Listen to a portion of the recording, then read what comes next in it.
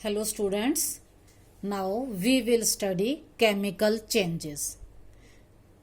You have studied physical changes in which no new substance is formed. उसमें कोई नया substance नहीं बनता. Chemical composition remains same, वो भी same रहती है, change नहीं होती. But in case of chemical changes, a change in chemical composition takes place. इसमें क्या होगा? केमिकल कंपोजिशन चेंज होगी. सेकंड है a new substance is formed in chemical change. Chemical change में कोई ना कोई न्यू सब्सटेंस भी बनेगा. अगर न्यू सब्सटेंस बनेगा तो क्या होगा? The nature and identity. Identity है पहचान ऑफ द इनिशियल जो हमने शुरू में सब्सटेंस लिया है gate changed.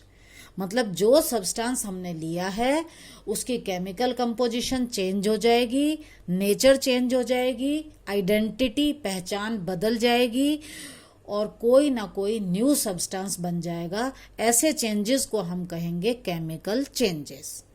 For example if we burn a paper. अगर हम एक पेपर को बर्न करते हैं तो हमने इनिशियली क्या लिया? पेपर. और बर्न करने के बाद क्या हुआ? It changes into ash and smoke. ये ऐश और स्मोक में चेंज हो गया. तो यहां पर क्या हुआ? हमने इनिशियली लिया था पेपर, फाइनली बना ऐश एंड स्मोक. तो क्योंकि यहां new substance is formed so it is a chemical change.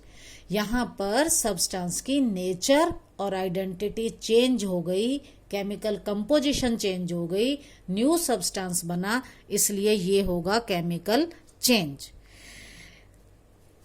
It is not like the paper which was taken initially. The chemical composition of the paper is change so it is a chemical change. Now let's think about some situations. अब हम कुछ situation लेते हैं. जब आप अपनी 10th class की NCERT book खोलोगे तो फर्स्ट जहां से लेसन स्टार्ट होता है तो उसमें शुरू में ही ये 6 कंडीशंस दे रखी हैं. अब हम हर कंडीशन को सीरियल वाइज डिस्कस करेंगे.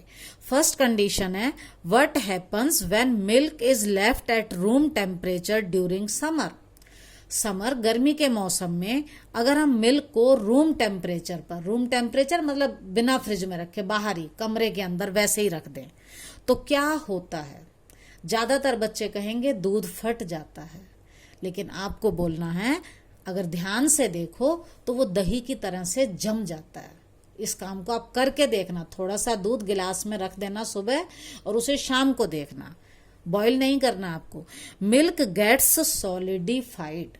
मिक्स जो है वो सॉलिडिफाई हो जाता है. सॉलिड टेबल की तरह से नहीं, सेमी सॉलिड मतलब हल्का सॉलिड सा होता है. तो अब यहां पर क्या हुआ? क्यों हो गया solidify? Because lactose sugar in milk, milk के अंदर थी lactose sugar, is changed into, वो चेंज हो गई किस में? लैक्टिक एसिड में. किसने चेंज किया? मिल्क के अंदर होते हैं बैक्टीरिया जो लैक्टोज शुगर को लैक्टिक एसिड में कन्वर्ट कर देते हैं. अब यहां पर लैक्टोज से बना लैक्टिक एसिड और ये एक न्यू सब्सटेंस है, so it is a chemical change. Now let's take the second situation. Second situation is an iron pan और nail is left exposed to humid atmosphere. हमने क्या लिया? Iron pan.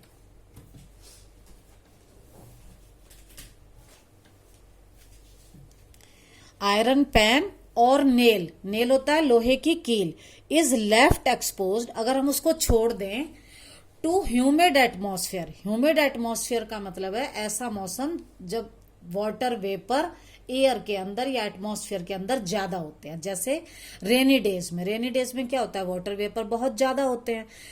तो क्या होगा? It gets rusted. ये rust हो जाए. रस्ट का मतलब है जंग लगना. इसको जंग लग जाएगी. अब जंग क्यों लग गई? Because iron reacts with oxygen and water vapour. Oxygen तो एटमॉस्फेयर में है और वाटर वेपर ह्यूमिड एटमॉस्फेयर है तो बहुत ज्यादा है.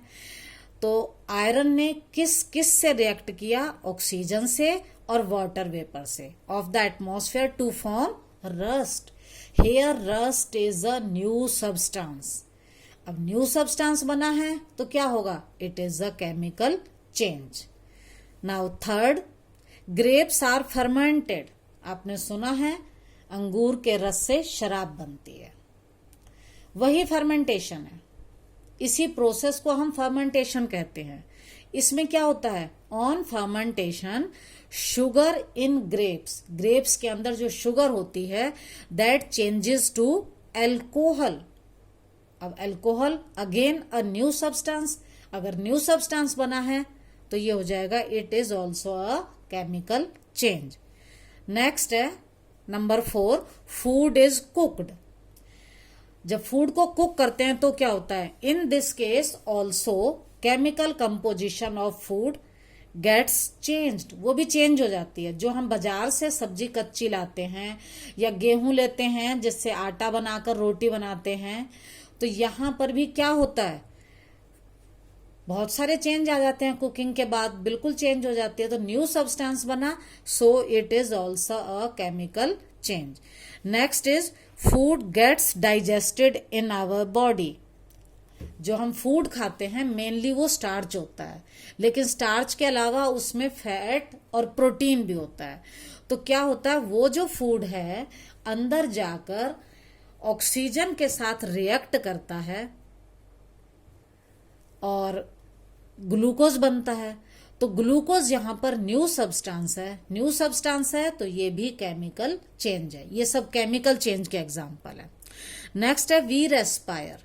रेस्पायर का मतलब है जब हम ऑक्सीजन को ब्रीद करें, वो ऑक्सीजन फूड से रिएक्ट करे और रिएक्शन के बाद उससे ग्लूकोज, कार्बन डाइऑक्साइड और वाटर वेपर बने।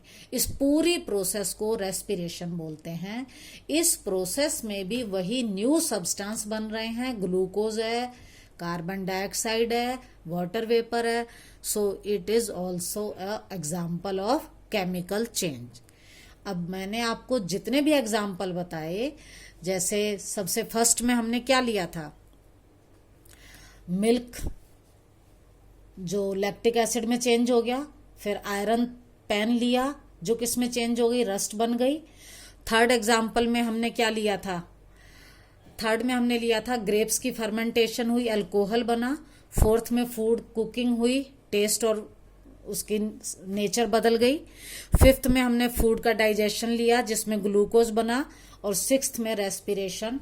इन सभी प्रोसेसेस में क्योंकि नए सब्सटेंस बन रहे हैं, so all these are examples of chemical changes. Now, whenever there is a change, whenever there is a chemical change, जब भी कोई chemical change होगा, we say a chemical reaction has taken place. हम कहते हैं कि chemical reaction हुई है। यही लेसन का नाम भी है, chemical reaction. केमिकल रिएक्शन क्या है? जब भी कोई केमिकल चेंज होगा, we will say a chemical reaction has taken place. Now we will study about some chemical reactions. For this, first we will watch some videos and then we will discuss them.